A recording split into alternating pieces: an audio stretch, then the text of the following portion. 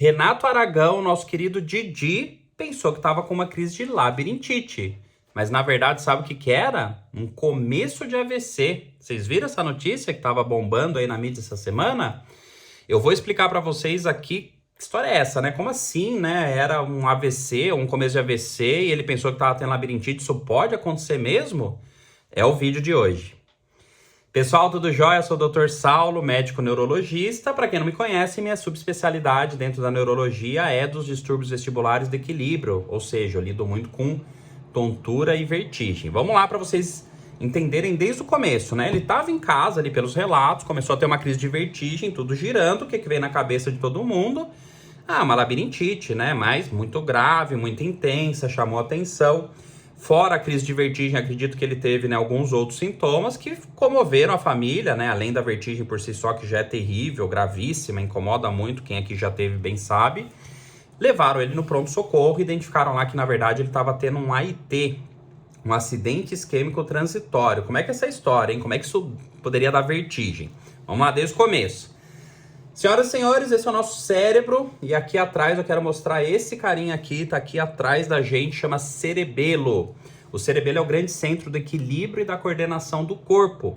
Só que quando eu tenho um machucado no cerebelo, isso me gera o sintoma vertigem, além de incoordenação, desequilíbrio, outras coisas. Bom, se eu tenho um vaso do cérebro, né, e temos ali, né, 2 vasos na frente, 2 vasos atrás que levam o sangue do coração lá para cima e chega lá no cérebro e se ramifica em um monte de artérias. Se algum desses vasos dentro do meu cérebro ou que levam sangue lá para o cérebro entope, vai faltar sangue em determinada região do cérebro, falta oxigênio, aquelas células começam a sofrer. E aí elas vão dar algum sintoma. Por exemplo, né, se isso acontece então no cerebelo, isso pode gerar crise de vertigem terrível. Bom, se esse vaso continua entupido, eu tenho AVC isquêmico. Aí vai faltar oxigênio de forma definitiva, vai morrer as células do cérebro e pronto, né? Eu tenho aqui já um dano irreversível que depois vai ter que ser trabalhado em reabilitação. Mas em alguns casos, o que acontece, né? Em menos de 24 horas, esse vaso que estava entupido, ele abre. Normalmente ele abre até rapidinho, né? Em poucas horas. Mas até 24 horas eu considero isso. Ele abre, volta o fluxo sanguíneo, volta a ter oxigenação e aquelas células não morreram. Elas só sofreram enquanto estavam em privação de sangue e oxigênio. Isso é o AIT, acidente isquêmico transitório. Por isso que a gente fala que é um começo de AVC, que é como se fosse dar um AVC, mas não deu. Mas qual que é o alerta aqui? O alerta é, um AVC está prestes a acontecer. Então, o que tem que ser feito? Antes disso, segue o canal Neurologia e Psiquiatria se você ainda não conhece a gente.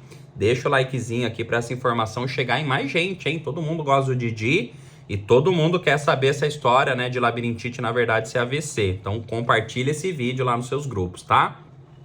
A ideia é assim, poxa, né, o vaso entupiu e voltou, mas quer dizer que o vaso está entupindo por algum motivo. Então, quando é um AIT, isso exige que alguns exames sejam feitos, né, exames dos vasos do cérebro, dos vasos do pescoço, carótidas vertebrais, exames do coração, para ver se o coração está batendo certinho, se não tem nenhum trombo, nenhum coágulo que poderia ter soltado o coração e para lá, exatamente para começar a partir dali uma intervenção para não deixar que vire um AVC. Então, ter um AIT significa, preciso de muito cuidado para não deixar que isso vire um AVC, que eu acredito que é o que estão fazendo aí com o nosso querido Renato Aragão.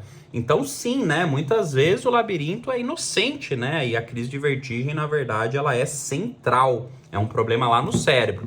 E vou contar, hein, aqui foi um AIT, mas olha, tem tumor, esclerose múltipla, tem sangramento, tem má formação, tem várias coisas que podem acontecer aqui, mecanicamente falando, para não falar das doenças químicas cerebelares que geram tontura.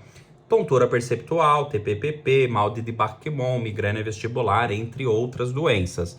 Tá confuso, né? Um monte de nome estranho? Pois é. A gente fala labirintite, é um apelido, mas por trás dessa palavra existem dezenas de doenças que geram tontura. Você tem que desvendar qual é o verdadeiro motivo por trás da sua tontura para um tratamento correto. E lembre-se, hein?